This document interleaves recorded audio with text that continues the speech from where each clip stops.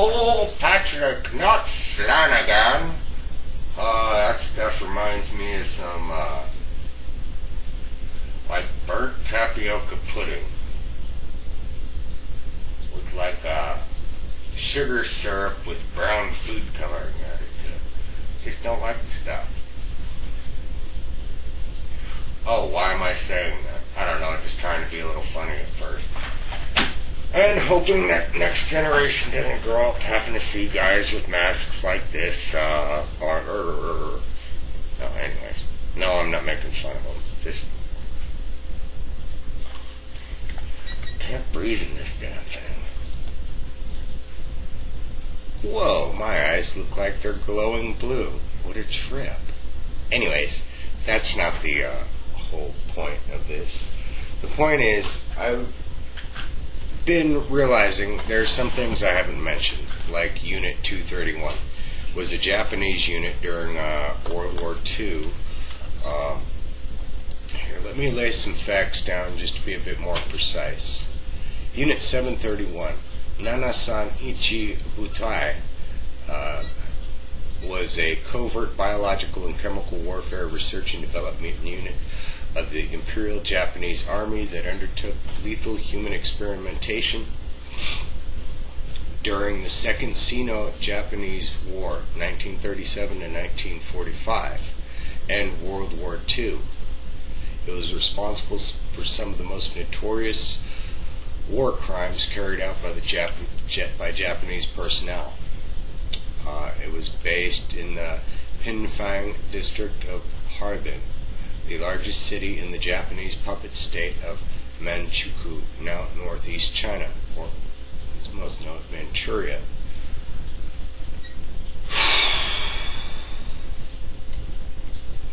So, there's documentaries you can find online. You can also find testimony from those from that unit that are still living that would gladly do it again, as they say. No, literally. I've seen interviews of them saying it was an honor to do what they did. Oh, the reason why I made the little joke about Flanagan is it just dawned on me what Flan is, and Flanagan. No, Patrick, not Flanagan, because the guy's name is Patrick. Yeah, it's just a little abstract reasoning humor, Patrick. You could probably appreciate that. Oh, you didn't think there was another generation. Or maybe you did know. See, that's where I'm having this issue at the moment. This dilemma of trust. I look at it in two ways. He could be telling the truth. A previous generation of something similar to the effects of which I was used in. Or he could be one of the doctors that did it to me and others, telling the story of one of the children that they could assimilate part of that child's story into their story so that it's believable. That's how disinformation works, right? That's how some of the best cover stories work. That is how some of the best, how some Nazis and Japanese probably got out of some nooses. Others got out of those nooses by providing information from the projects and programs that they had performed. In Japan's case, however, none of those scientists made it to trial because they had such a large cache of information that they were going to exchange for their life and freedom or whatever.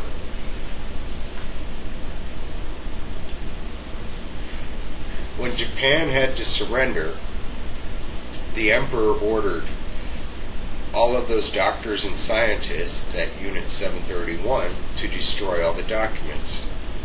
He knew that if they destroyed those documents, that the Americans wouldn't have any use for them at all and would just probably execute them on sight.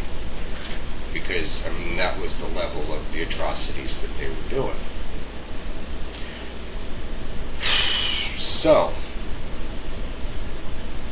because these scientists, well, they're obviously somewhat intelligent if they're scientists, they knew that that was signing their death warrants, so they saved all that information and research.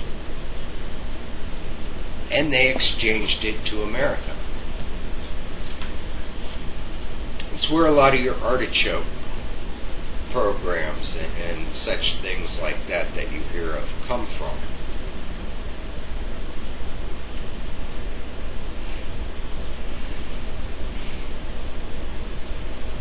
It really doesn't matter which nation of origin.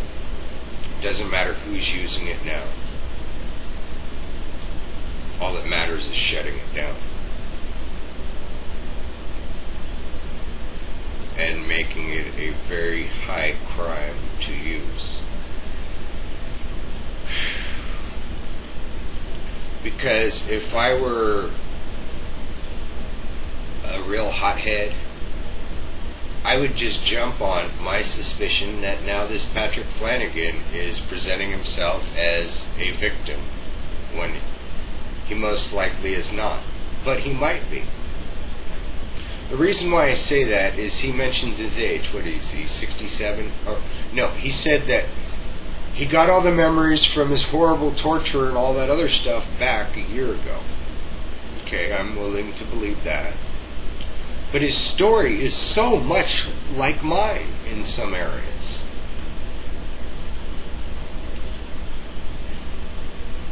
Then he starts talking about dolphins and abstract reasoning and other things.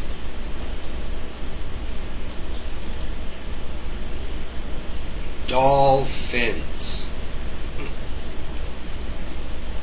Children with fins. A dolphin. A child that is working in some covert.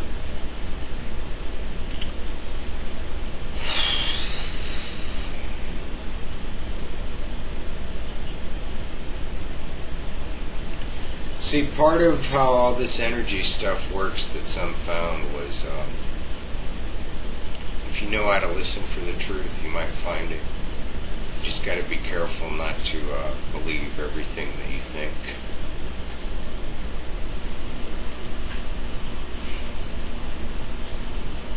And listen for truth. It just bothers me that his story is so similar, yet he's had pretty much an easy, good life. He's been given an education, he's been allowed to have a livelihood, all number of things. I was never given any of those opportunities to have a choice, other than the choice that I was given when I was like 4 or 5 years old.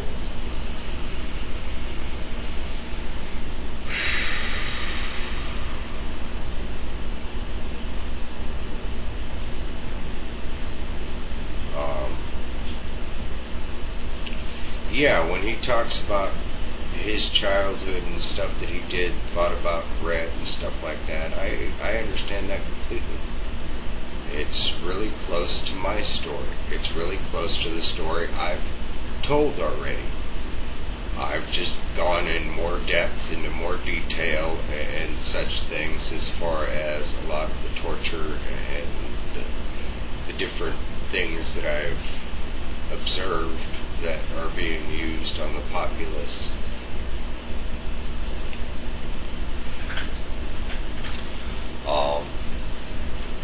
You want to talk about karma? Well,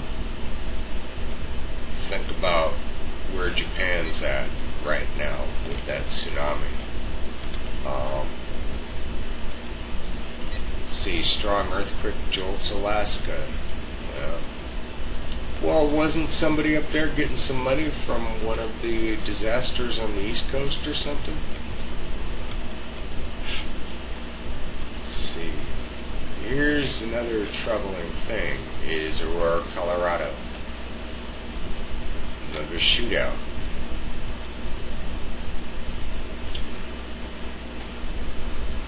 Saudi Arabian Air Force sergeant stationed at the Joint Base in San Antonio, Lackland. Joint Forces Base.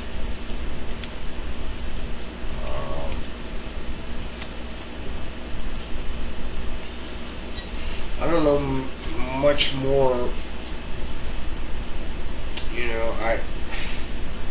Let me rephrase that. I don't know more what I should say right at the moment, especially after listening to Patrick Flanagan's interview. Because when he says that he just regained his memories a year ago on how young he was when this started, some torture involved, says something can't be declassified on him until 2025 or something. These guys, they talk about stuff they can't talk about until 50 years down the road or something, or 10 years, and then they sit there and talk about it right after they go into how they can't divulge this or that, because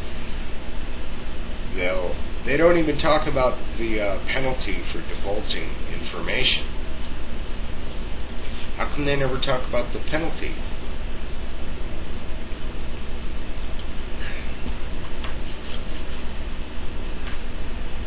Question they should be asking themselves is, by staying silent, an act of treason, according to the laws, according to the letter of the law, no matter how you look at it, whether you look at it from an intelligence perspective, a military perspective, a political perspective, a law enforcement perspective, a citizen perspective, a child's perspective. And it looks like treason, because staying silent about technology that maybe corporations are using or other governments that is rampant. It's more rampant than AR-15s, as well as more deadly, because I suspect some of this is creating these problems. I suspect that it's possible that other people have had these implants, like the one that I've had, that they stuck in me. I should find that file and read off the side effects. Rather than that, I'll just name a few of them out. Trouble with speech is one of the side effects. I've noticed that, there are things I could do to where I'm assured that I'll be able to enunciate properly, as well as other things. Yet, sometimes it literally feels like I have marbles in my mouth. That's one of the side effects that it is spoken of in these university studies of implants put in the vagus nerve bundle. Normally they're implants that are called brain pacemakers. You could look it up, available to the public. Yet a brain pacemaker is a bit larger, and it requires a battery pack that sits in your chest and all this other stuff. This is basically just, and there's that little curly Q thing.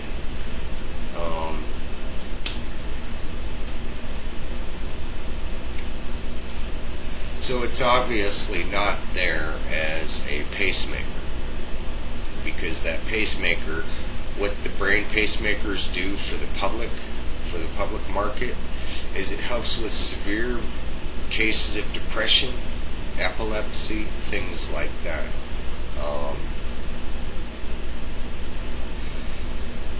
And those are the side effects. So if I suffer from very similar side effects, and that device is hooked into the same nerve bundle and such things, maybe this little thing is designed just to create certain side effects like misplaced guilt and other things. And as Patrick Flanagan stated, they would find these star children. This Puharich guy and a few others would be scouring around looking for these gifted children. Hello. But in my case, they're trying to control something they have no business. They have no business doing it to other children, anyways.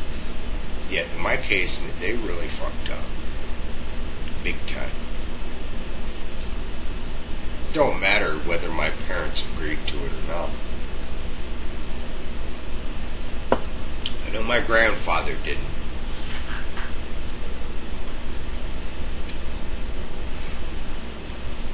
But I do suspect my great uncle.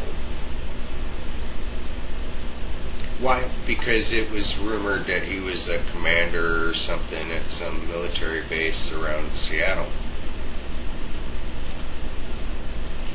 And if you just Googled my last name and Army Research and Development, you'll be a bit surprised at how close this all is to me.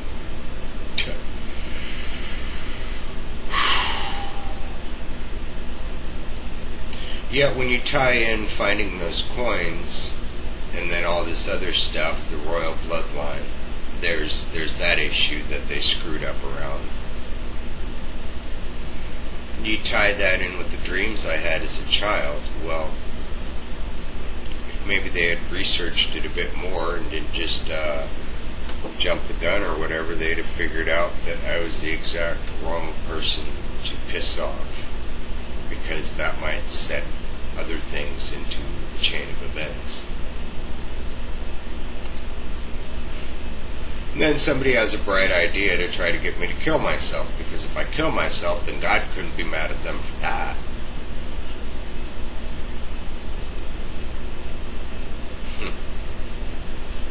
Damn idiots. I mean, to say the least.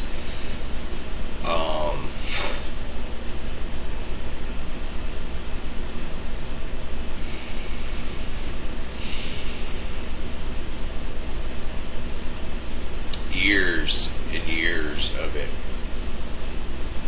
Stuff that makes kids like Holmes do what they did in less than 6 months. I've endured years of it.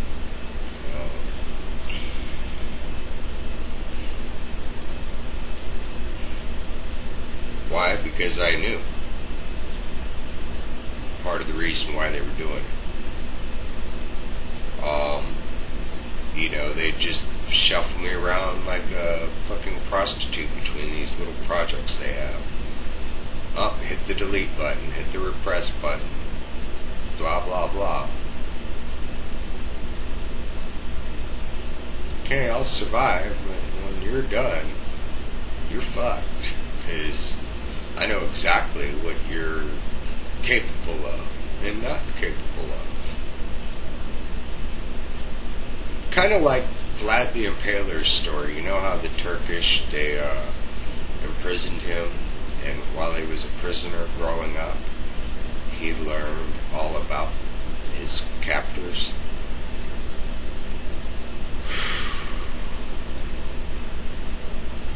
I gotta admit, he did carry it too far, but see, that's why I keep this guy here. It's because I always knew revenge wasn't my business to think about. So this little Geronimo guy,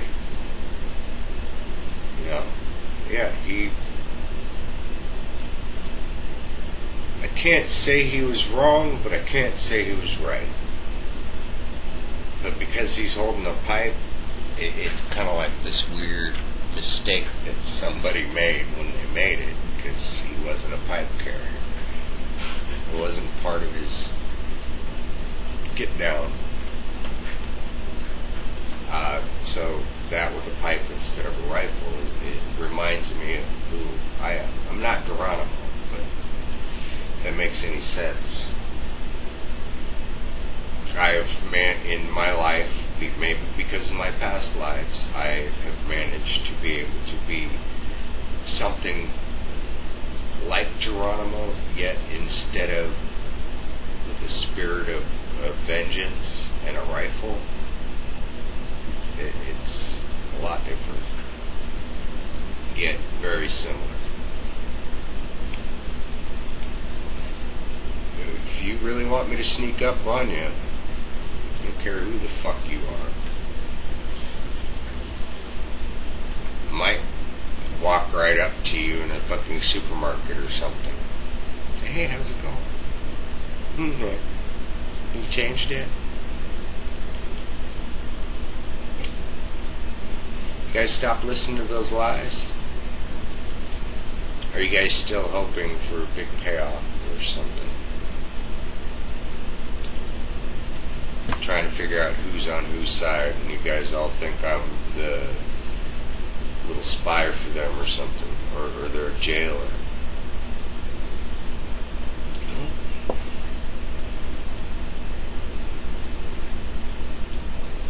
Yeah, I was part of tracking certain types, shutting them down.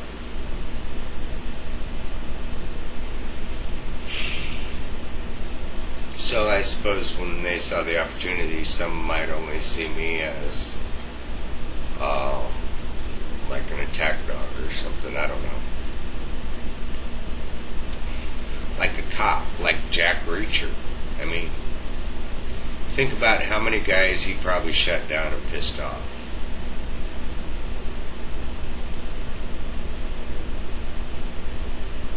And then things changed and they thought he was still, or he got in trouble, or whatever. Oh, it's difficult to explain. It's really hard to explain. But basically what it boils down to is certain people were placed in certain areas because things were done to them and they went. So things like what I was conditioned in, yet mine's different, were done to them in some way. Kind of like imagine if somebody went berserker and the only way to ensure that they didn't go berserker was to wipe their memory. Or something like that. I mean, I don't know.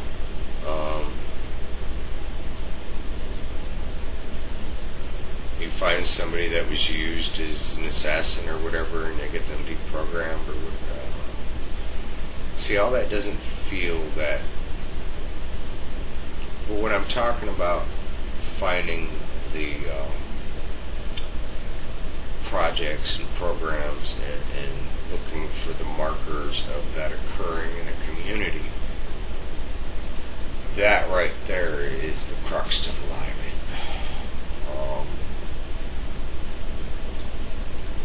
Spotting those guys in the field that something's been done to, maybe back in childhood like was done to me, yet in my case it was to solve a problem, yet people take advantage of tools, and when it's a living, breathing human being that's not supposed to exist, it's easy to steal something like that, especially if somebody doesn't want to look for it. Especially when somebody like Dick Cheney sees it as a good thing that somebody made off with a very valuable tool. Because that tool, in the right hands, would shut his shit down real fucking quick, and I nearly did back in the early 90s. But the fucker was too high up. When it was realized where the fuck a lot of this shit was coming from. Way back in 75, Dick Cheney and Donald Rumsfeld had President Ford sign off on Operation Dormouse to cover shit up. The problem with that is usually when somebody's so hot and heavy to cover shit up and it's an ongoing operation, when anything needs to be covered up, they do it. Usually means somebody's creating that stuff to cover up. And so far, now it looks like it was the very same people that created the operation to cover it up.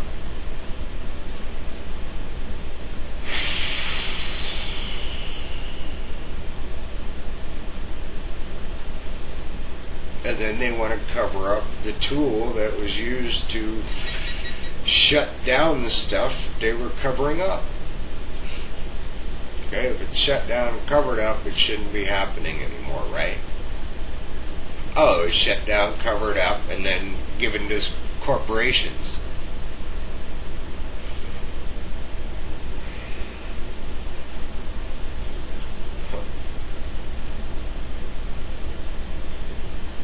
That's why I say sometimes keeping a secret can be an act of treason. Keeping certain documents classified and things covered up has now hit the point of being proven as an act of treason. Get it now? I don't have to be some big lawyer to figure that out, do I? I'm sure maybe I might remember that I have some knowledge of that somewhere at some point.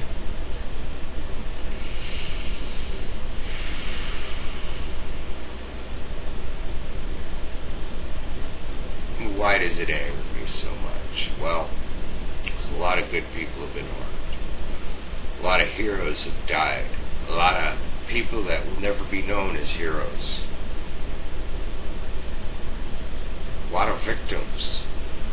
You know, and the victims are in the same category as the heroes in my mind. Because if they didn't lash out and shoot up a room full of people, and you know, right there, that's a hero in my book. It's somebody that's endured. Wow, man. And it would take somebody that's been through it to understand it. So why do I make certain choices? How far are you Navy SEALs willing to go? And all you other young kids out there doing that stuff now.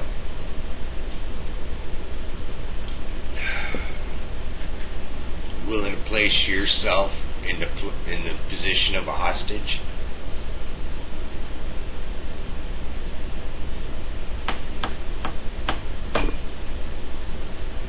Bait with teeth? Didn't you know that there were some trained to do that back in the day?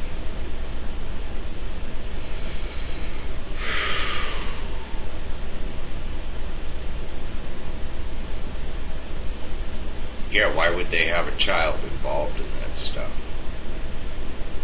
Do you think a terrorist is going to sit there and really question some 8-year-old little boy that happens to be on the darker complected side of things, that is acting like he was just hiding underneath the desk or something, and then makes a little noise to be found and not get shot?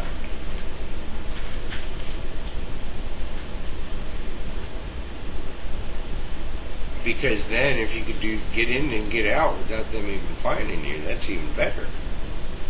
So you see, you can work it several ways. So you guys going to let that happen to your children? Do you want to live in a world where we need to use children in that fashion? Well, that's the world they're selling you with your credit ratings.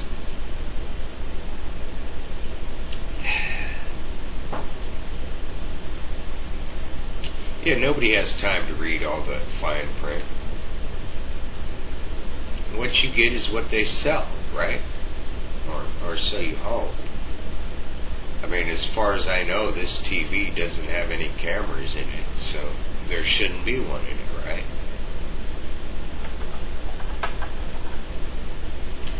If it can be modified to become a camera, then I should there should be some literature or something right on it says, do not modify to use as a camera, it will void warranty. You know what I mean?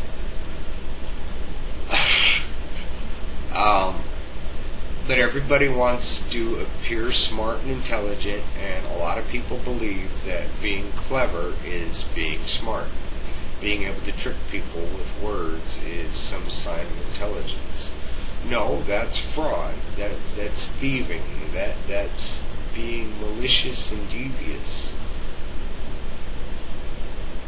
That stuff's supposed to be for fun. You know, like intellectual poking and prodding, you know. Intellectual sports. Yet it's not supposed to come off the field, right? You don't see boxers beating each other up walking down the street, do you?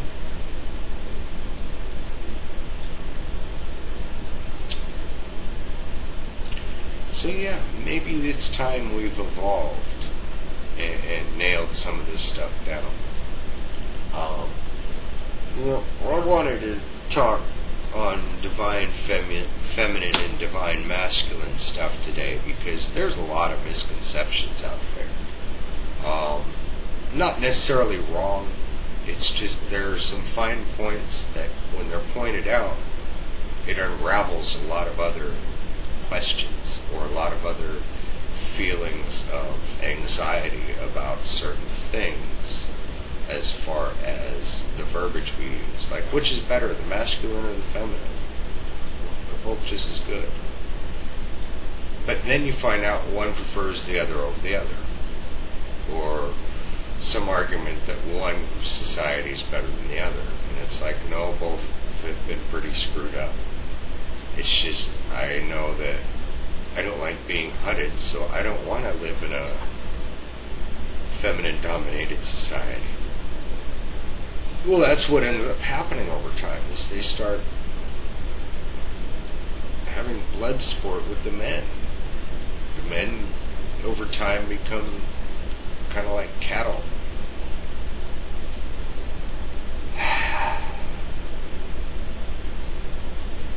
And, the same for the women. It's just, in the masculine societies, we tend to hunt each other.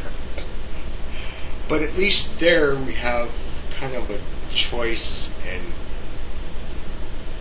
yeah, it's just a little different. I'm not saying it's, no, it is better. It's better that us men beat each other up than running from a group of women with spears. You know what I mean?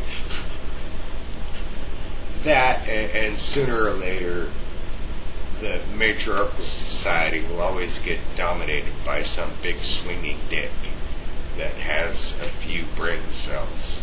Why? Because he'll realize that he can manipulate the woman with his sexual prowess. Oh, you don't think that happens? No. Women get sexually manipulated all the time.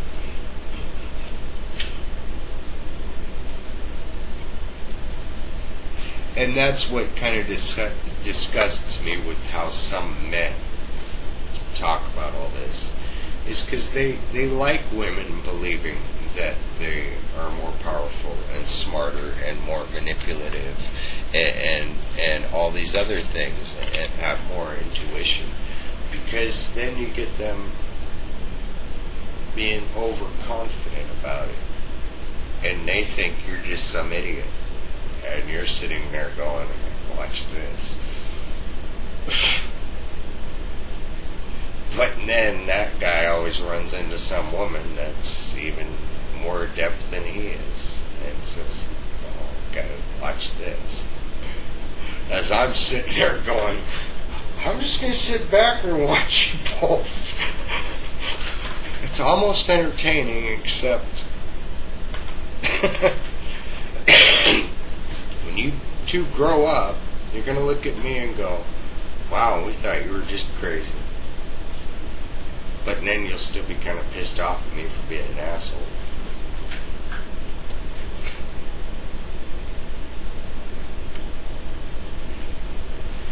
we've all been lied to.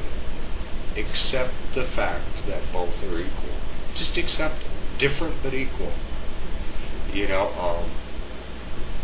It's like if I say something like I get upset because there's a fire and I see, it's not about her being female because I've seen some pretty strong women, but a woman that stands maybe 5'4", maybe $120 tops,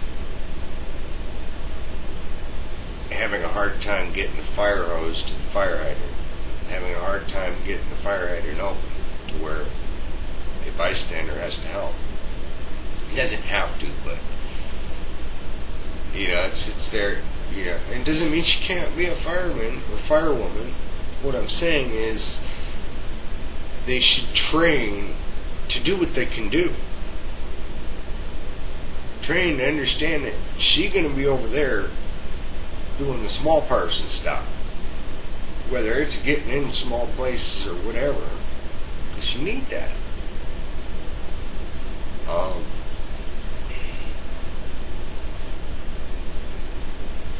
If they're good enough to be on the fire teams or whatever, wrong term, but they need to be trained in what they can offer, rather than, okay, you want to be equal, then drag that fire. It's like, dude,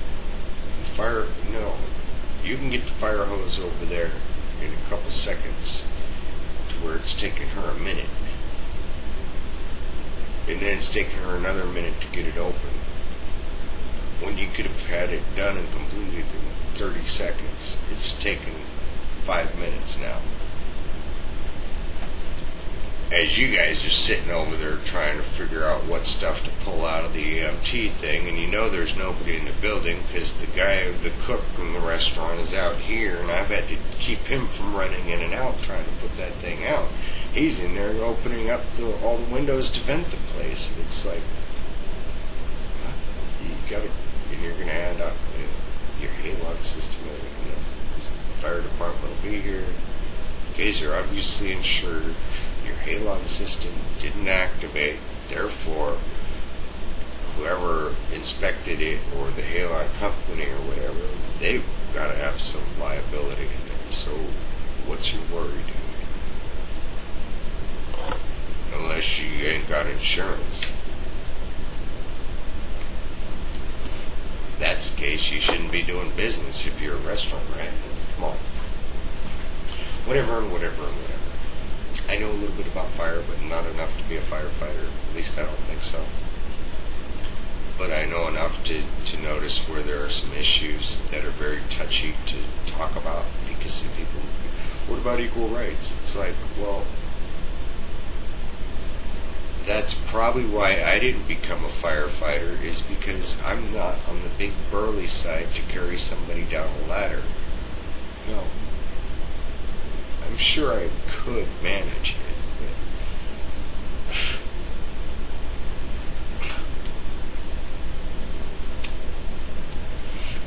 I would want at least 3 out of every 6 guys able to carry at least a 250-pound person down a ladder. On every shift, every truck ride and all that other stuff. And then I want at least one small, I'd set up my firefighting stuff as like some special forces thing. It's just how I think. Because that's how I've had to live my entire life, with my particular birth defect. Now, here's why I don't think my birth defect had to be what it was. During the Vietnam War, they found out that it was more demoralizing to the men for them to crap their pants after they die than dying itself. They found it was a humiliating thought, worse than death, to be found with crap in your pants after you die. What? So, there's all these little psychological things involved in it as well. So either you're superhuman, resilient, humble, and all that other stuff, especially with a birth defect like mine. Or you stay indoors most of your life, I guess. I don't know. I've never met anybody with my birth defect. I've seen pictures of those with it, and I'm very lucky. So I wonder, it's like, what was really going on? Then there's these inhibitors.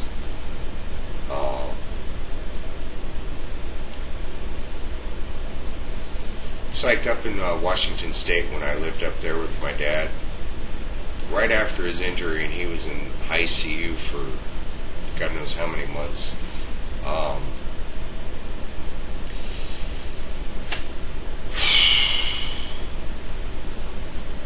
had to go in for surgery myself, so I'm wondering if, because my stepmom was there, if she okayed something because of her association with certain remote viewing type projects.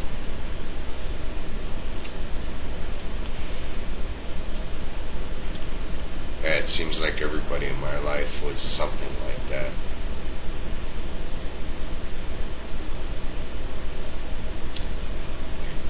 So what I basically surmised is, in my life, there's been good guys, there's been bad guys, close and far away. Both sides, you've been trying to figure out who the other side was, or who was on what side, or whatever. And I sat there, and they're both saying the same thing, so how come they're arguing? There must be another agenda involved.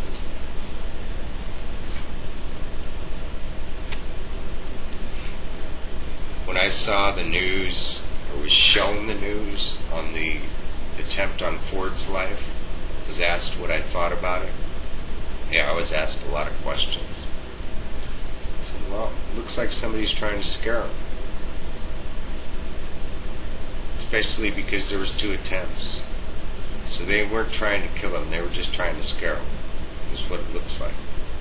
And yeah, that's something I would do if I was trying to scare a president. If the question was why. Obviously there's some tie-ins with some possible rogue programs, projects, or whatever, that it was obvious Jonestown and Charles Manson's stuff had some traces of.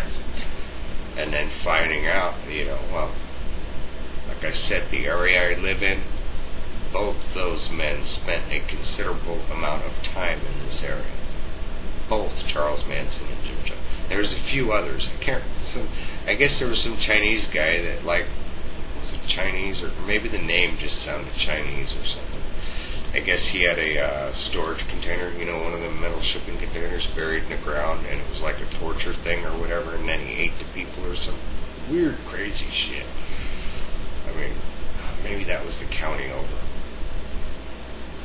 So this area's been a hotbed for certain things like that. It's also been a hotbed because it's supposed to be some kind of vortex and some energy thing, spiritual stuff.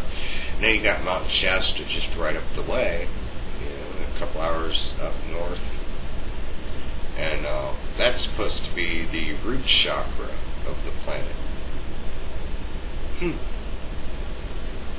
The root chakra deals with sexuality, sexual stuff. It also deals with survival. It deals with the basic things of life. So when you have people battling for a certain area in some ways, whether they know that that's what they're doing or not, you get certain other things that occur, certain other attractions and stuff like that. Then you get people that are doing the Jim Jones and whatever shit, and some of them are aware of certain spots. Maybe they aren't really aware of it, they just know they exist, and they know they get an effect from it, so because they're scientists, they go, ooh, let's go play around. So, in closing, I just stated the stuff about Patrick Flanagan because, hey, these are concerns of mine personal. Part of me hopes he was done dirty like I was, tortured and all that, like he said.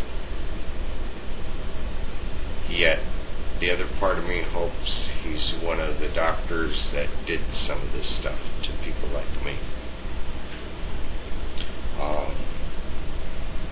Reason being is because it's hard to hope that it's the truth that he's saying, because then that means he's had some fucked up shit done to him. You know what I mean? But if it's not that, then it's something worse as far as, yet that would mean he wasn't tortured. Does that make sense? Where the catch-22 is for me? See, I think in two different directions a lot of the time.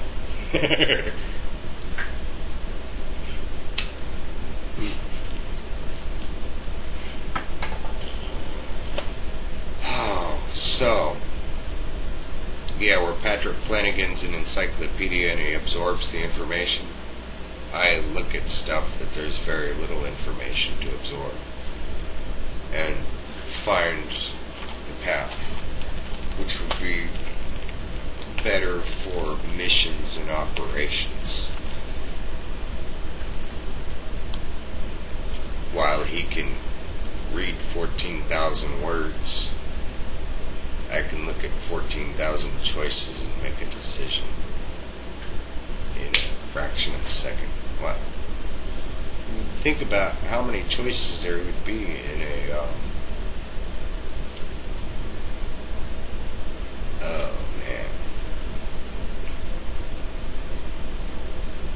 I'm just smoking this cigarette. I mean, just choosing when to take a drag while talking, incorporating them strategic pauses to better present an argument or something, or to give a lecture or a speech or convey information. How they're, excuse me, I have to burp my Tupperware on my tummy. Yeah, it's just like Tupperware. It's rather kind of cool that they have these kind of adhesives and wax barriers. I always wondered how, you see, not to go off topic, but most of my life I didn't have a colostomy. I was incontinent for pretty much my entire life. I managed. I would just barely eat for days, and then I would gorge, and then it would just... So my body can take in nutrients quick, and then it throws out the waste quick, and then I'm good to go. Yeah. It's like a light, fast mover kind of thing, I guess. I don't know.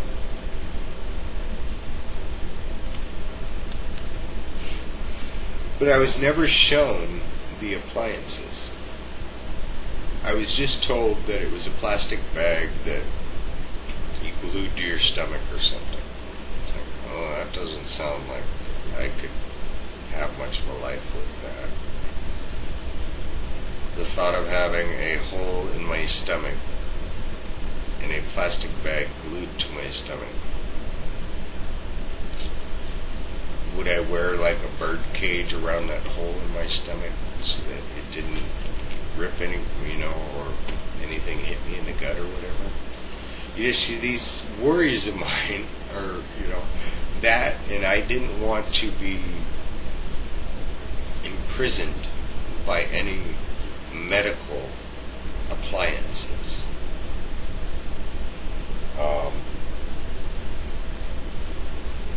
I didn't want to have to run to a pharmacy.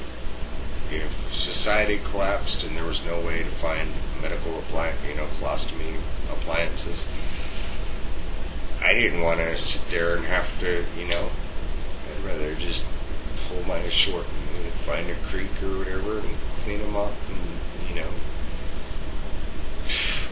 well, come on.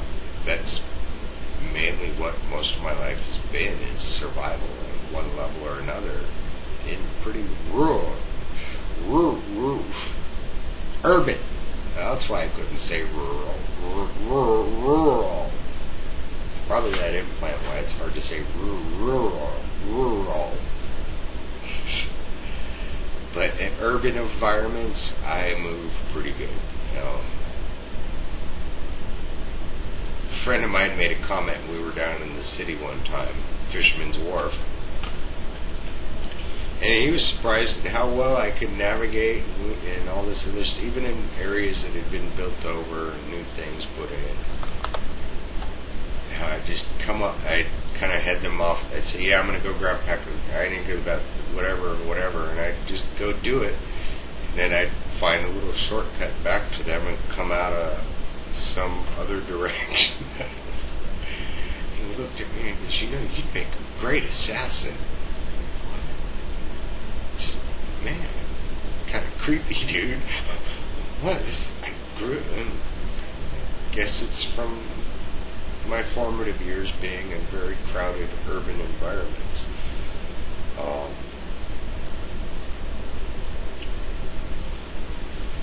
And now our warfare is predominantly that, to where the stuff that I specialized in is what is predominantly needed. So in my case, there are some people that find themselves in a pickle because of what they've either allowed knowingly or chose to ignore because they didn't think it was that important.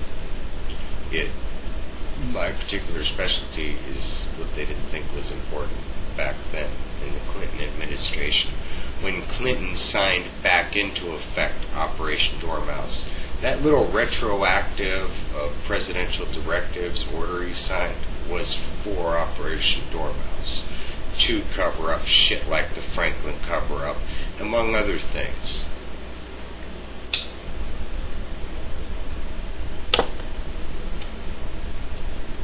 Rama might have some karma pull, huh? Do you think after this many lifetimes I might have a little pull in a few places? I mean, come on, man. You guys are new money. I'm old money. So yeah, it just doesn't make any sense to me as to why they would take such a risk if I was having dreams of being some old Hindu, I don't like saying the word deity, but that's what they call it. Or an avatar is what it is. Could explain why I've never believed that reincarnation doesn't exist, yet I've always believed that it exists in a different kind of way. Could be because of the difference between incarnation and reincarnation. As far as I know, reincarnation is from lessons not learned yet. Not necessarily that it's your fault, but you just didn't learn the lessons yet. To where incarnation is you've already learned the lessons and you've chosen to come back and assist others in learning those lessons. As the story goes, it says in these times he would come back and then he'd be tricked into forgetting who he really is. And in that state, he would also find victory right at the last moment. It says he would be surrounded by his enemy or enemies and would find victory. That without holding any weapons, those weapons mounted against him would stop in their tracks because they would recognize that he was the one that had created those weapons. See, then there's another reference in the Bible that refers to the smith, the weapon, the one that forged the swords. God says that is his. As in, he created the smith. No, he's not a bad guy. Something to that effect. I'd have to find the particular verse. I came across it last week or so. I just flipped it open and there it was. It was like, wow, so that coincides with that. Oh, okay, because I was wondering about that. And it's like, well, wait a second. Oh, yeah, they got all that angelic stuff screwed up, so people don't know who the good ones are or the bad ones. See, and that leads me to what this guy David House had blurted out about marks. Not only the one on the thigh, but I have these, they're patterns. You know how you have those little dark birthmarks? You know, what do they call those? I don't know. They're just little dots. All these triangles all over the place. On the masculine side, they happen to be right side up, which I guess right side up triangle is masculine. On the left side, they're the feminine. So it's, must just be some genetic magnetic harmonics going on or something. I don't know. And see, there's the part of where my gift is I'm a center brain thinker, which is very rare, or it's not very rare. It's just statistically more women are center brain thinking. I don't know why. It's just the way it is. So for being a male and having that ability is a rarity. And then when you couple that with my high level of abstract reasoning, it's probably why I'm able to think in more than one direction or see more than one point of view. Now, why women are always confused? Yeah. They just seem confused while they're trying to figure it all out. So what does this have to do with Dune? Well, the story of Dune with Paul Atreides, whose father was, basically murdered, and him and his mother were, I need to get a cup of coffee. Where's my cup? Anyways, I'll finish this up real quick. Then his mother and him are sent out into the desert to die, and blah, blah, blah, blah, blah. Well, the whole thing about the story was him being the Kwisatz Haderach, which was the man that would come about that could see into the places that the women could see and beyond. He could also go into that place that the women were deathly afraid of. They could not see beyond a certain veil. Yet they knew that there would be a man that can come along and see into that same place that the women can see into and beyond. He would be able to take on the water of life and transmute it from poison, blah, blah, blah, blah, blah. It's all it's a great story, and it actually has some validity to it in some areas. I don't know if I'm the only guy with that ability to train of thought without being gay. I guess they might be the closest ones to being able to see into certain areas. Yet, because they are homosexual, they can only see as far as, because they aren't the masculine in both. They're, how do I explain that?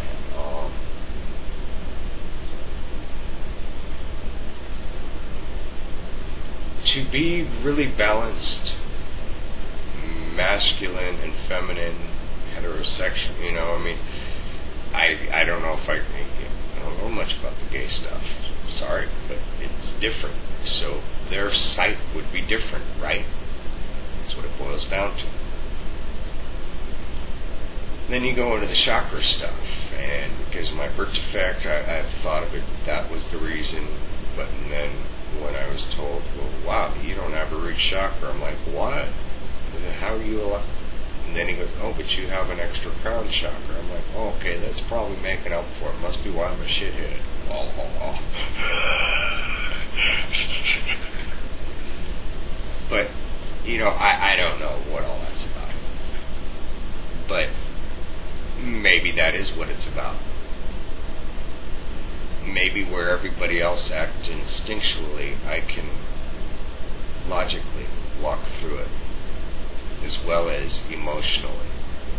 Because instincts aren't logic and they're emotion.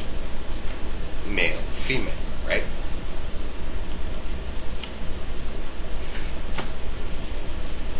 Wisdom and knowledge. Logic and emotion.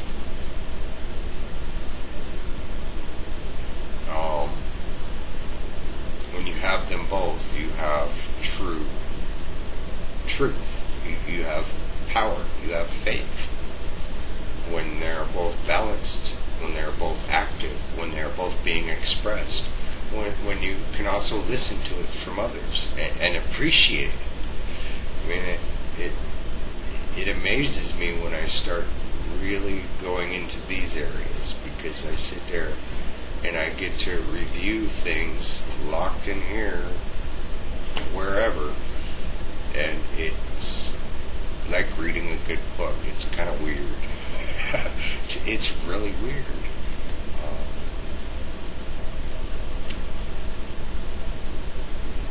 And I feel calmer when I'm talking about the spiritual parts of these things. And right there, you've seen just in the last hour me go from a look on my face wanting to rip somebody's head off, talking about Unit 731, to talking about the divine masculine and feminine.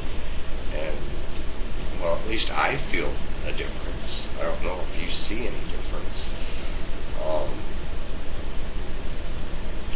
And that right there is an example of balance, of showing both the masculine and the feminine. Is this the masculine or the feminine side of me that you're seeing right now? This is the masculine. That's where people have gotten things a bit reversed. Sorry, it's kind of funny in a way how mixed up we all are. I can't say I have been. I've been mixed up because everybody else was mixed up. I'm sitting here going, I can't be the only one that knows this, but you guys keep proving me right.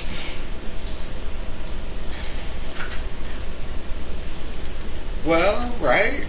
Men in war tend to be more emotional, or a lot more, this is the way it is kind of thing. Wait till your father gets home. Wait till I get those orders, motherfucker. Wait till the general gets here. It's kind of hard to really explain, other than just to simply explain it.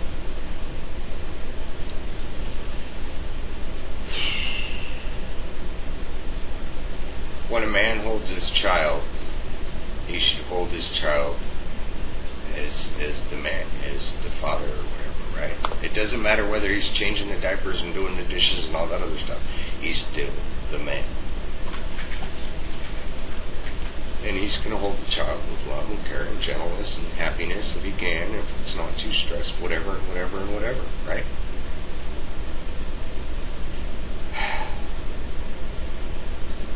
So that tells me when a man goes to war, he's accessing more his feminine side, because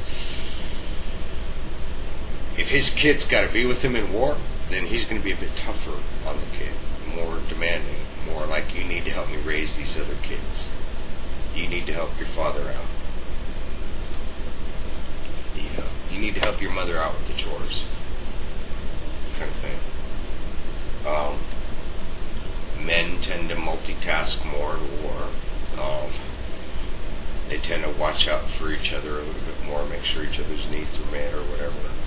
Keep more secrets.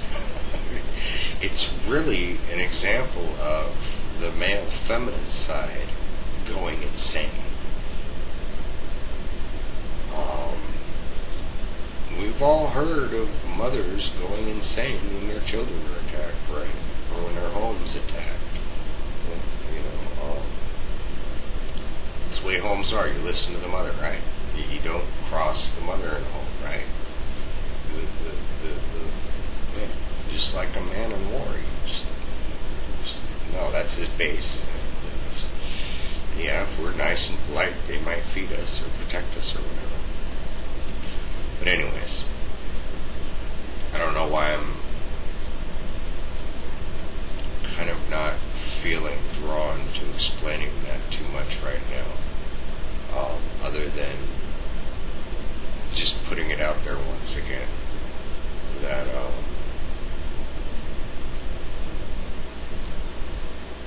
when I accent, when I'm in full-blown feminine mode,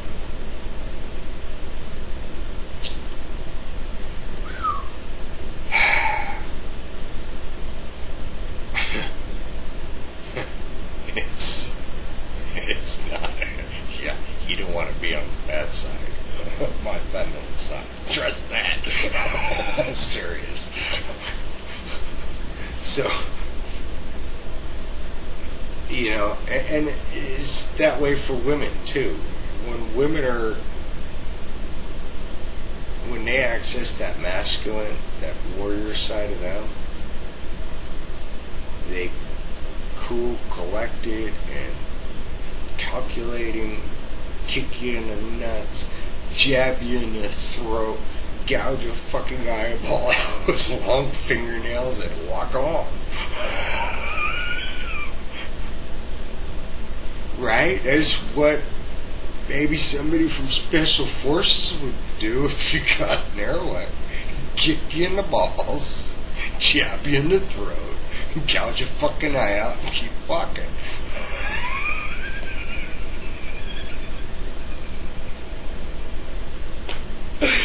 I'm so sorry.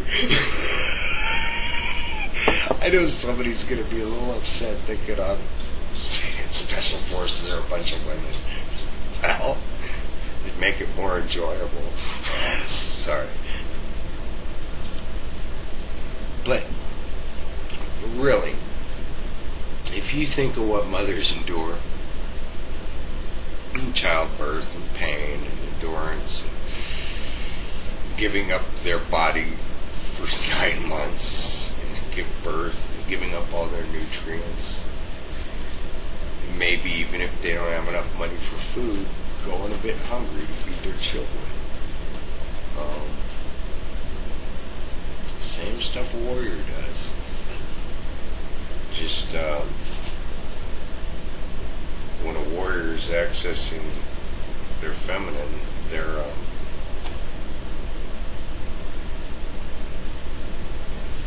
either building something or at war. That's the feminine expression in the man, is building something, or going to war. It's creating something, whether it's art or whatever, martial art, whatever, and whatever, and whatever. Same for the woman. When the woman's holding that child, she is in her true feminine.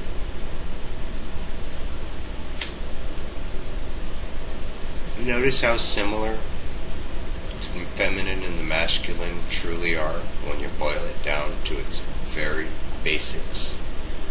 And then you find out, well, then why do we call it these things when, okay, you're just be yourself. Just be natural about it, Just be yourself.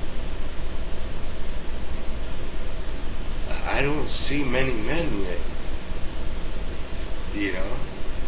have a AK-47 in one arm and a baby in the other, do you?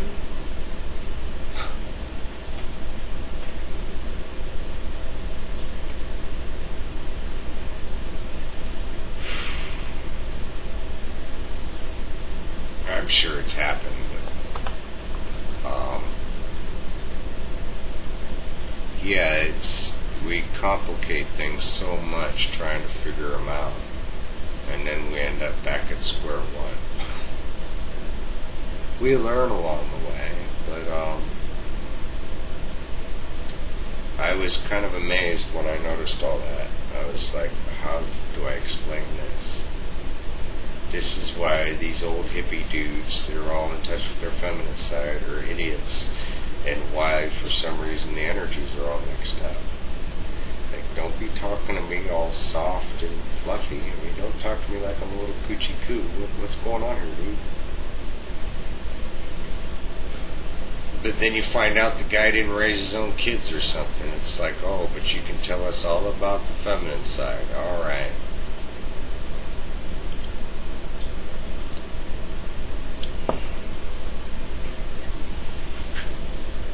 They don't hook up with their kids until their kids are teenagers, and then their kid is like a road dog. So in some aspects, I'm kind of glad I didn't have that road dog with my dad stuff. It was more of an interesting exchange, because as he got to know me and I got to know him, his friends even noticed that I was a little bit beyond even them. Don't show off. I didn't know I was showing off. I'm sorry, I'm doing it better than you. Oops. But you're the adult, and, well, I'm sure there's a lot you can do that I can't, and so help me, and then when I'm an adult, I can help you. Isn't that how it works? You know, the older generation helps the younger, or teaches them. In my case, I guess I didn't need much teaching, and that was the problem. Because even though the repressions were put in, there was still that ambient stuff that would rattle around in my noodle when I needed certain information, or when somebody asked a question, and I'd sit there and go, okay. Yeah, how'd you know that?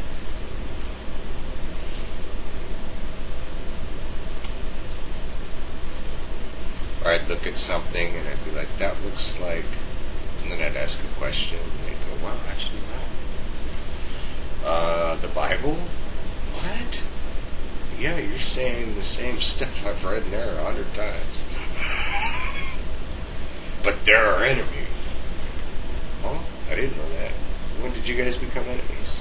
Show me. What happened to make you guys enemies? Oh, that wasn't us. That was the Catholics. It says it right there. It makes a clear, definite delineation, division between Catholic Christians and Protestant Puritan blah blahs, Templar Christians.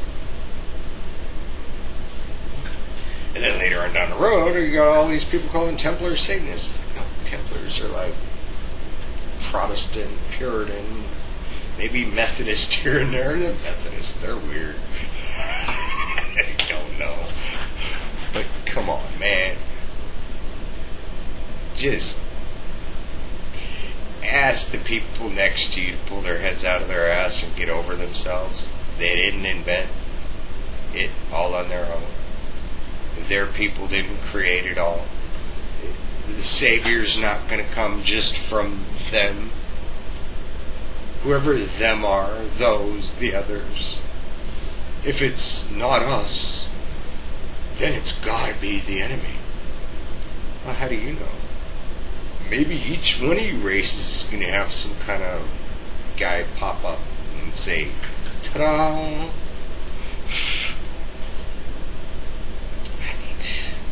Bible says 144,000, right?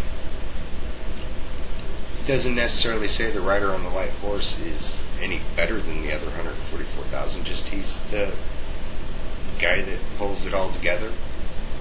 That's his little thing.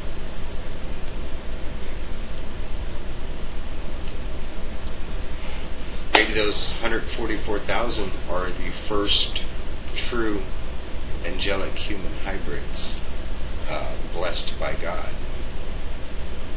The next stage in human evolution. There's a lot of stuff left out. I mean, there's stuff that, what would have happened if that was in the Bible you read every day? If the last 100 years people were going, well, they say the next stage in our evolution is we will become both angelic and humans. And then you end up with people trying to fool genetic encoding and all this other stuff. Where's the angel gene that we're going to unlock? Okay. So that's why some groups chose to keep certain things hidden. Yet by keeping certain things hidden, it allowed things like the Vatican to destroy other bodies of information. Or when they found secret caches of information, steal it. That's what Nazi Germany was all about, and a lot of other things. Sure, there's some vaults somewhere that are jam-packed full of literature and stuff that guys like Patrick Flanagan and a few others would just be in heaven. And I would be in heaven listening to what they had to say after they came out after a couple hours. I'd be like, that's what you read. And give me a snap, man. Oh, whoa, dude, that's, and that, oh, and check this out. This bum on the street years ago had mentioned this, and that ties in with, what do you know about that? And he'd go, well, I read in this blah, blah, and, so. When somebody like me is paired up with somebody like that, it's done properly and without ego.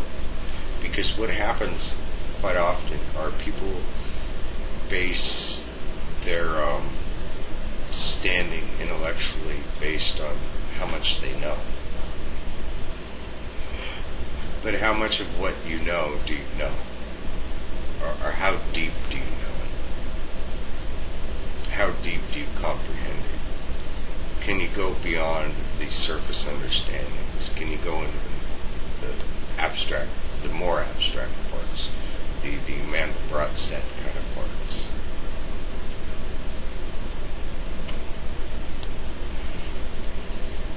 Yeah, karma vibrations. What's a spell? They say it has to do with words. I don't know.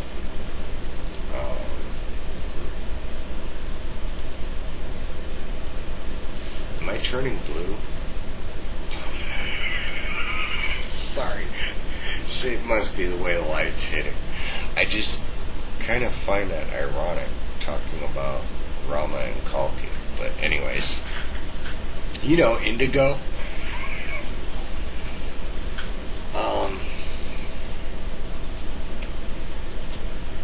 Is that why they were depicted as an indigo color?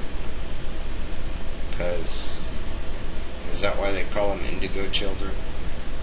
Is that why star children are referred to as indigos in some circles?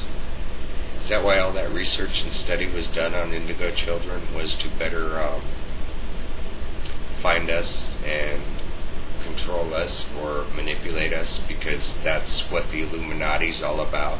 So, Illuminati, you're going to have some karma coming. Trust that. And it's going to be very precise. Sorry, guys, but you guys want to control those better than you?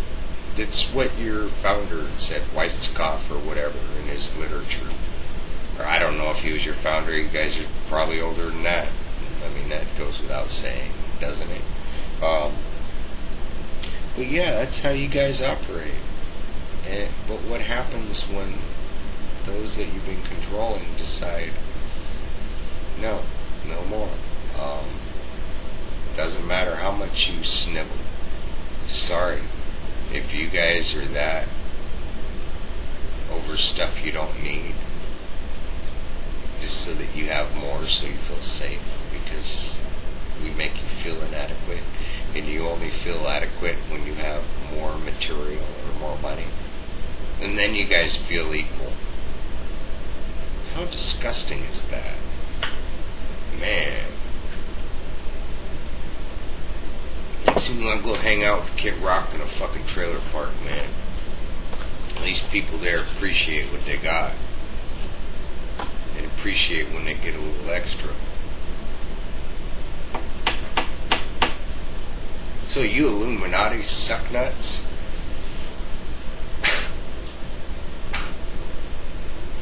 I'm kind of amazed at times when I really think about this stuff, because it's like, what were you thinking?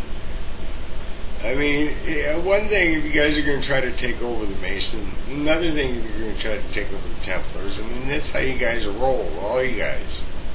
I mean, I'm not lumping the Templars in with you guys, of course, because I have much respect for the Templars. My grandfather was one. Maybe not the current ones, but his generation and prior, yeah. But I'm in kind of a whole nother class.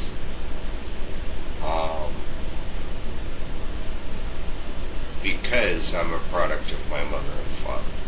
Because I'm a product of my grandparents. And whatever they carried.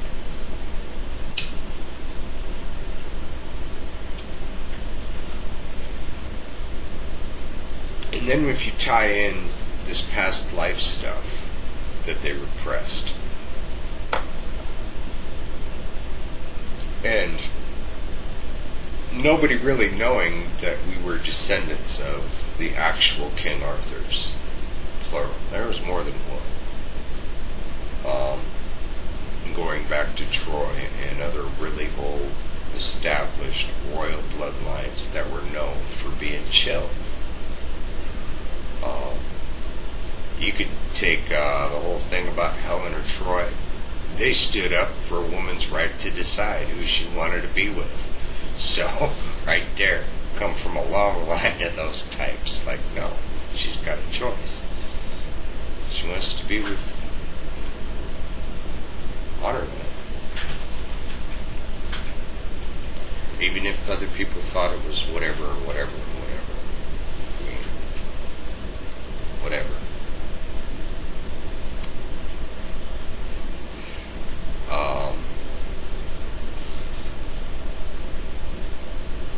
So when that information was made public in 1997, and a few moves on me were made, and other things that occurred in certain areas, that was a real,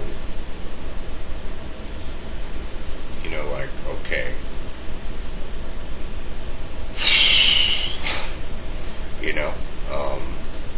I guess I've become a danger to somebody, all because some 2,000-year-old coins were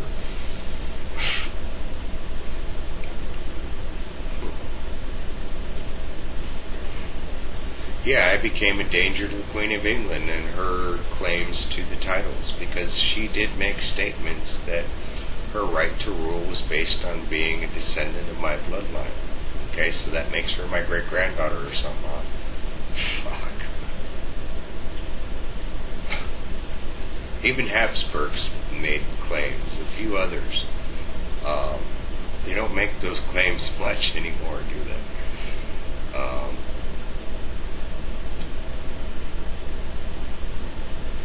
So yeah, I demand all of my rightful stuff. Whether they want to give it or not doesn't make a difference. I'll get it one way or another. Even if I don't get it in my pocket, if they don't have it, then I've gotten it back. Because then it's going somewhere away from them, which usually means it'll probably go to something good at some point.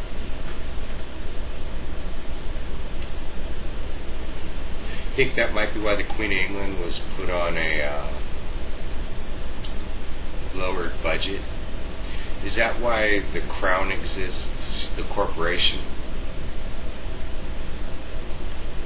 Is to hold all of that in kind of a trust, because somebody knew there's some discrepancies as to who all that really belongs to. But he's an American. Well, maybe. I mean, I was born right across the street from a naval air base. So, who knows where I was born? I mean, even back in 1970, they had jets that could go from one end of the planet to the other, real lickety-split, like quick. Well, a couple hours. Come on. I could have been born in England. Sorry. But that really doesn't make a difference as far as royalty is concerned, because you are who you are, no matter where you're born. There's been royalty born in exile to return and reclaim their crown and throne.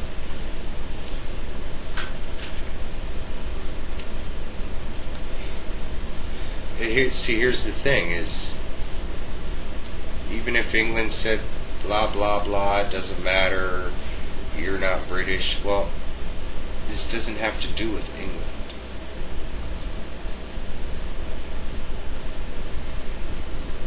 How do I explain this? The crown and its holdings have nothing to do with the English government or the nation you call England.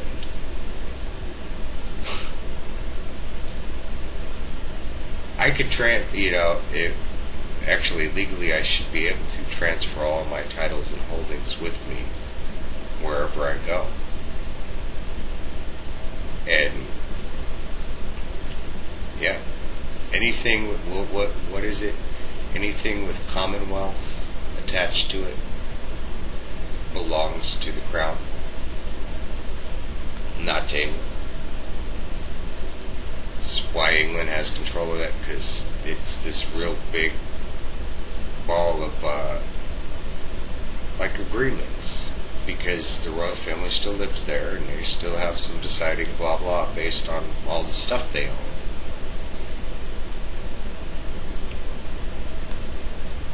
Which more or less amounts to real estate and manpower.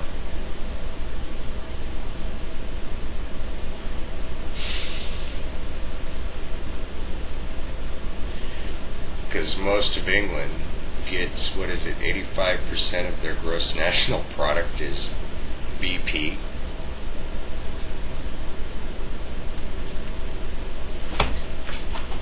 The royal family doesn't get much of its money, really, from the taxpayers of England. That's all kind of, probably not very in the open, I guess. I don't know. I mean, how much coffee is sold? How much other things are sold in the commonwealths that come underneath the crown? How much money do they get from those areas? Does that comprise the other 15% of the GDP?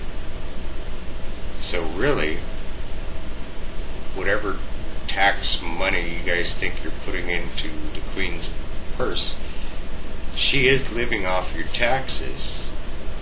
But where is my cut?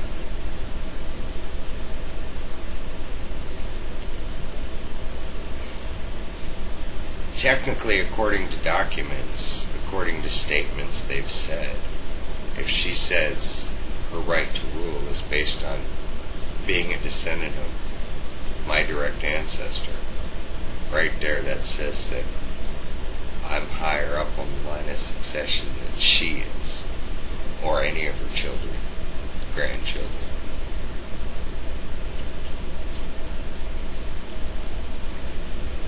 Probably why they haven't let me marry. Because if I married and had a child, whatever, that could, yeah. So there's excuses across the board. There are pickles and catch-22s across the board in my life. So it's not like I haven't been aware. It's not like I don't understand the politics involved. It's just, I think they're stupid because they don't have an understanding of these other things involved that go way beyond politics and are somewhat out of even my hands. You know, it's probably part of the reason where that divine right to rule came from was, look, if I had a choice, I'd go live on a farm. Just leave me the fuck alone. You guys are crazy and stupid. You come up to my farm, though, you're going to have some problems unless you're chill. But no. God says, do you guys need to know how to do this, and I know how to do whatever, and so blah, blah, blah, blah, blah, and you don't listen, then, well, there won't be any water. Or there'll be way too much water. Or the ground will disappear from underneath your feet. Yeah. So, over time, people notice that stuff, and they go, okay, that motherfucker's got a divine right to rule, and it seems like his kids have that same kind of thing going on, because anytime you fuck with them or slap them or something, something happens. And then you get traditions like anybody slaps the king, you get your fucking hand cut off, your head cut off, because you're putting us all in danger. It ain't that he's going to kill us all, it's that the planet's going to fuck us up. And then you end up with the myths of the Fisher Kings and the Grail Kings. This stuff comes from somewhere. But when was the last time it was actually seen and not hidden?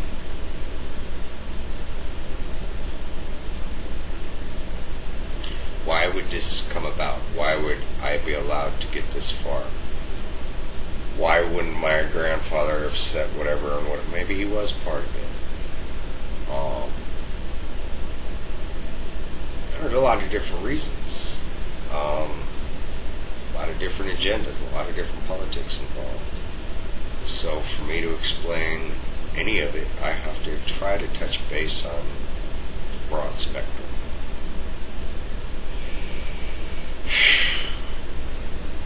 And it's kind of pointless. It's like I almost want to say, either do as I say or wait until your father gets home. I'm being the bitch now. You want to fuck with me? I told you about how I am in my feminine mode. What? See, I'm about ready to start going into some humorous stuff that somebody's going to take offense to, so I better not. And that's why I listen to people when they talk about sexual energies and kundalini and all this other stuff, just because I have a little bit of understanding about that based on what I understand. And I can also listen to a very whatever Christian that is so hung up on the Bible and taking it literally that he gouged his eyes out because his eyes automatically go to the cleavage first if it's just blaring him in the face. Well, if it's got its high beams on, I mean, come on. Of course it's going to shock you a bit. Get over your instinctual self and get over that emotion of guilt, because those two things are going to be what causes you to sin in whatever way. However it manifests. But if you acknowledge, okay, I looked at it, and well, how long did you look at it? Well, I looked at it twice. Well, why'd you look at it twice? Because I had to make sure I was seeing what I was seeing. I mean, they were hanging out, and it was totally inappropriate. I mean, when I realized why they were hanging out, and the context, and it was like, I felt kind of like I was being slimed, like I was being looked at as a piece of meat, as just some toy for her to entice into her bosom. It happens. Oh, so that's kind of just a little humor there. Yet, also on a serious note, man, I managed to go an hour and a half, and I thought I was going to be done after 10 minutes, but I guess I hit a stride somewhere. I was like, no, I got to get into the spiritual stuff, and I had to touch base on the Patrick Flanagan stuff and state of concern. That's all it was. It's like, I hope this guy's telling the truth, but at the same time, I hope he's not, because I don't like the thought that this has been going on for a couple generations. By the time they got to my generation, well, look what they did. They managed to repress big player in the spiritual realms, memories. But it was said that that was going to happen. I guess nobody just knew how they were going to do it. I guess it took them, a lot of money, a lot of time, a lot of research, a lot of scientists to do what they did to me. So they do it to me, I know they can do it to anybody else. And what I've seen happen in the Holmes and the Lancet incident, see, I don't even know if the whole Aurora, the Sandy Hook shooting was real. I had suspicions about Aurora. But then we got these people killing each other today or yesterday in this shootout. This guy killing a bunch of people in the house and having a shootout with the cops. Like, what is going on in Aurora?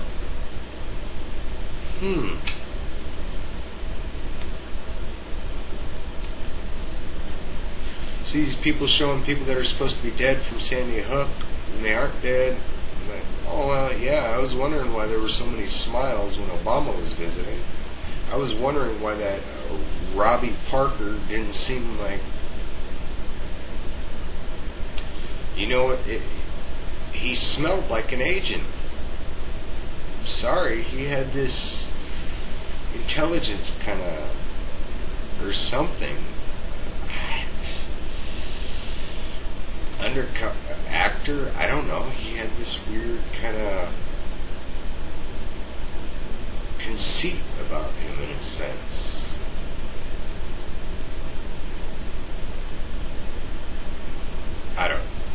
I'm not going to go more into Sandy Hook because I have some thoughts on all that I don't want to share. Not because they're bad. Actually, so now I'm feeling nauseous. Back of the neck's hurting. Which means I'm probably going to start saying something that is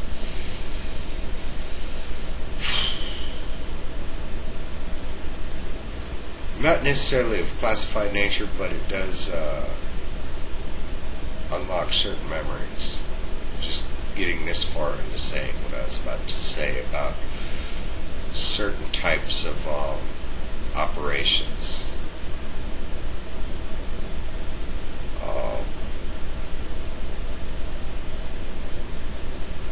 I better stop there because it's what I suspect. But then if it's something similar to what I suspect,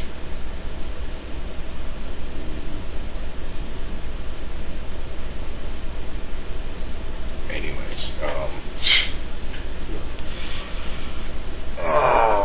that's part of what I did was made sure that ways of gathering intelligence and certain things were kept on the hush-hush, and that any leaks were averted or backfires were started to prevent leaks. You know what a backfire is with firefighting, right? Or a fire line. You know where you cut a fire line, you cut a fire road, you create a block where there's nothing that can burn. A backfire is similar. You start a fire and you burn all the brush between where you started, because you usually cut a fire line, then you start to backfire. And then that burns all of the material that would burn by the forest fire that would have caught another set of forest off or something. So, there's that, and then there's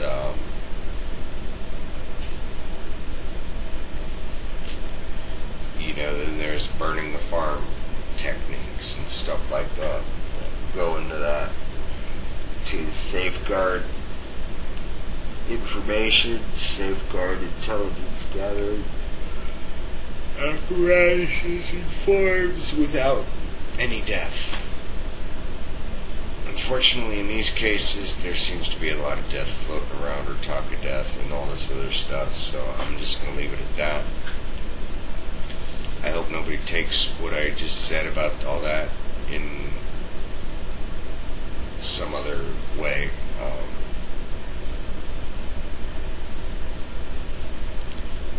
just say it's in a neutral space in my mind to better look at it because of the evidence that I've seen just online from other normal everyday people that pay attention.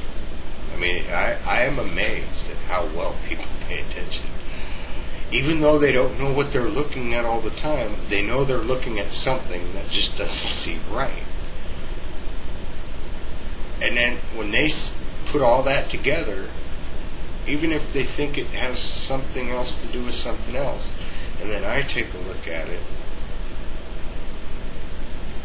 it's like, yeah, it's what I saw over, but with all this other stuff, now it's, just you guys didn't know how to piece it together.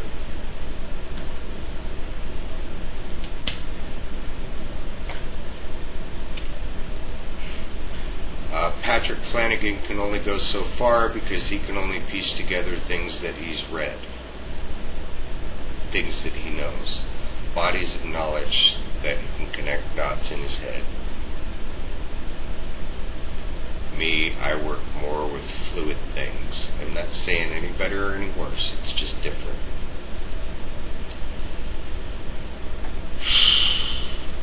So I hope to hear from him at some point. I did send an email, contact, brief synopsis of what I've gone through, expressing, wow, dude, your story's way similar to mine. We've got an age difference of a generation or so, and check this out. Hey, I don't care about classification dates because for me that date's already passed. 35 years at the outside, which was last year,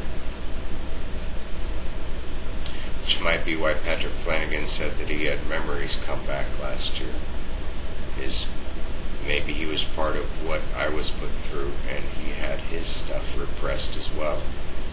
Maybe he's the doctor I was talking about, or one of the guys I was talking about that saw me as a 1 in a million shot. See, I don't think it was where it was done that was the bad place. I think what they were doing was they found in me that 1 in a million shot to gather certain intel and other things and survive and remain intact afterwards. And yeah, this is a whole new year. Things have shifted. Things will continue shifting for the better of individuals and everybody as a whole.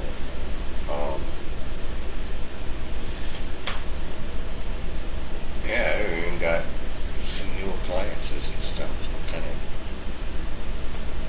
chomping at the bit of going and doing some cooking and stuff. Like that. I don't know, I never really made bread before or anything like that, but since I got slicers and dicers and this and that and grinders and it's like, oh yeah, that's what I needed when I wanted to make, but I didn't have, so now I have it. It's like, what do I want to make with it first? So I've been kind of like going, alright, well, where do I want to put everything? Yeah, because I even got a TV for Christmas. It's like, wow. I never even got a video game for Christmas when I was a kid. I had to go over to my friend's house to play Atari. Yeah, I grew up in some severe poverty. So, at 1:44, I should stop this because I'm going to start going and getting into nostalgic stuff and how grateful I am for a few things. See, I don't like necessarily talking about how grateful I am because then some people start thinking, oh, that's enough, he's happy. That's been part of the problem, part of whoever's been filling people's heads full of crap. Probably some guy over on the coast I know, a few others that figured they'd, wow, well, how you guys doing? Oh, the pedophiles that arranged some of this crap, they seem to be doing all right. But all you that help them,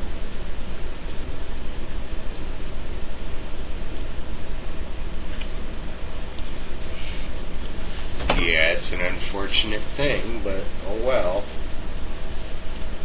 Whether it was a perfect crime or not, it doesn't matter as far as karma's concerned. Jack Reacher said to Barnes, Barnes, Jack Reacher scares the fuck out of Barnes.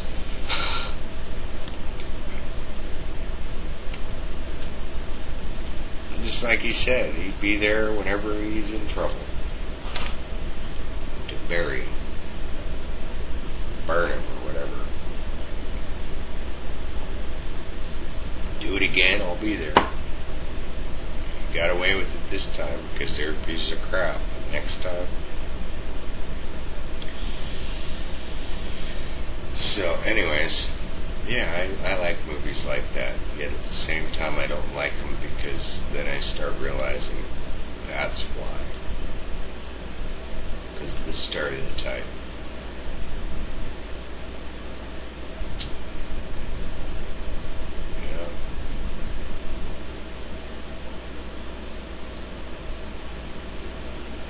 I mean, you gotta admit, in the fight scene, that was very feminine, because he explains to him, like, this is what's gonna happen.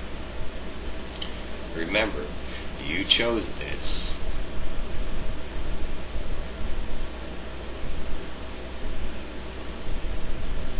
People never seem to listen when you explain it to them.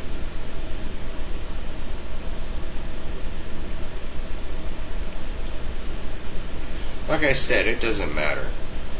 If it's an entire army, it just...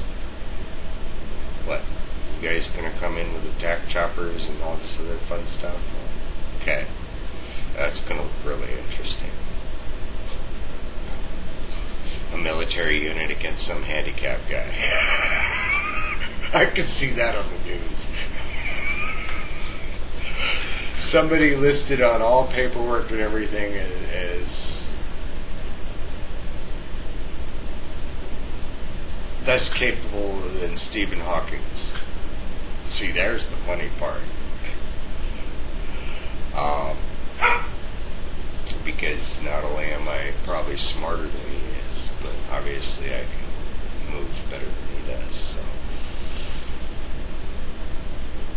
But pretty much on paperwork, I'm about as useful as a guy in a wheelchair. They can't do anything but think and talk. But I can't even think. Now, I shouldn't have said it like that. I used the wrong words. I guess I did that because why don't you honor the guy for his intellect? Why do people make all this hoo-ha about him being, in that chair? There's the other thing. How do you know he's really the one talking at this point?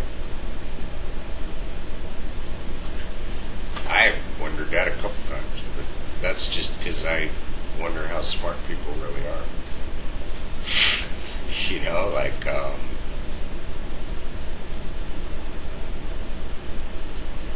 That, and I don't appreciate what somebody of that intellect says God doesn't exist. I mean, he flip-flops on that so many times.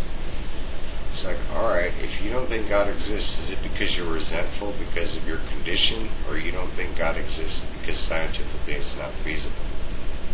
I mean, which is this a psychological thing for you, Stephen Hawking, or is this a scientific thing? Why am I asking? Because people have asked those same questions of me because of my birth defect. So I know a little bit about the psychology involved and how somebody like Stephen Hawking may really be thinking. Would you know if somebody like him's just resentful and blowing your ass full of smoke? Really? Would you guys even consider that he would even think of doing that? Of course not. That's what makes a guy like him a perfect disinfo agent, right?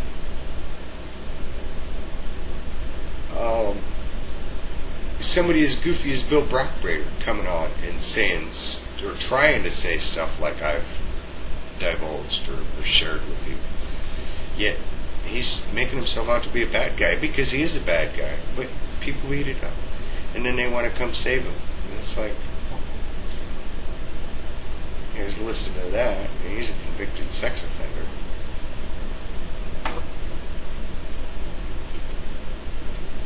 But me? Oh no, he's too hot to handle. No, he's too stereotypical. Oh, really? Should I show you the difference between my hips? Should I level my hips out and show you the difference in my legs? There's like, is it? My left side is kind of like armor plated. I don't know how my hip and my rib cage never gets jammed or anything. I guess my body is just developed in such a way that it literally, I can walk up that side and it's all my organs are covered by bone pretty much. So it does have its advantages. But you may not be able to really tell if you look at me because for some reason my body is just, I guess it's because I didn't want people to really see that whatever. So I never put in shoe inserts or anything else. I just figured, alright.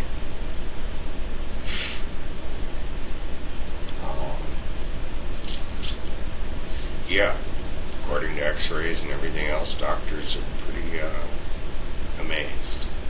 But then they look closer and they go, well, there's no structural damage. There's no this, there's no that. Huh. It's like, wow, your body just somehow miraculously, with all these different oddities,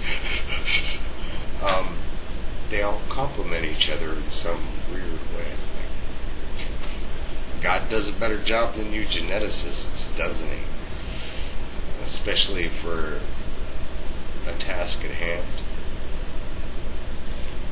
Sorry, I guess I'm being kind of rude towards the scientists at the moment. But can you blame me? I mean, I've been persecuted by science. I never persecuted you guys. Matter of fact, in the country, I've stuck up for you in church on occasion. And I've also stuck up for people in church, the scientists on occasion.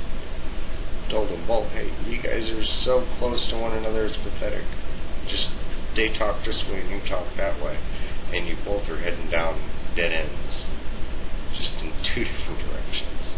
If you guys kind of work together and come closer, you'll find out that what they're saying jives with what you're saying, and then everyone will unlock the mystery with what you're saying. And then this scientist will sit there and go, I never noticed that our concept of evolution was laid out in Genesis. I never noticed that it also says one of God's days is an undefinable amount of time. No shit. My name's Bill Buckberger. Sorry. Didn't mean to make fun of how he looks. But people like him make fun of people all the time. You just never hear it.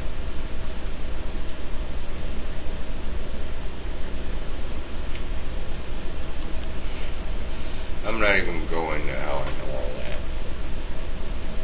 It's just certain things you can tell.